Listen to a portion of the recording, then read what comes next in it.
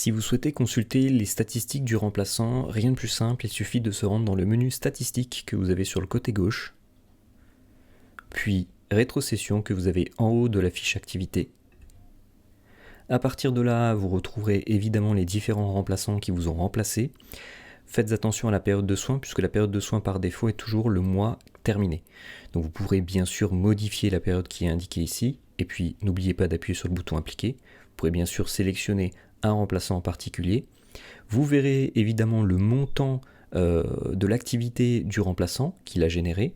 Vous pourrez bien sûr modifier le pourcentage de rétrocession pour l'adapter par rapport à votre pourcentage, par rapport au contrat que vous avez précisé avec votre remplaçant. Vous pourrez très bien par exemple dire 90% sur les soins et 90% sur l'ensemble ainsi que les déplacements, ou par exemple indiquer que vous avez 100% de rétrocession sur les déplacements. Vous verrez le montant évidemment se modifier ici. Attention, on est bien sur la période d'activité, ça n'est pas le montant facturé.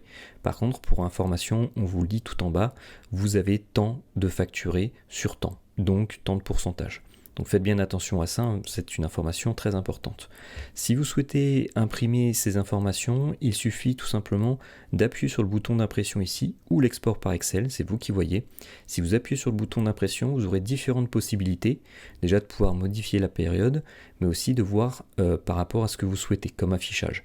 Par exemple, si je dis total par jour, et que j'appuie sur le bouton imprimer, il va me faire un récapitulatif des différents jours travaillés par le remplaçant, ainsi que le chiffre d'affaires de chaque journée.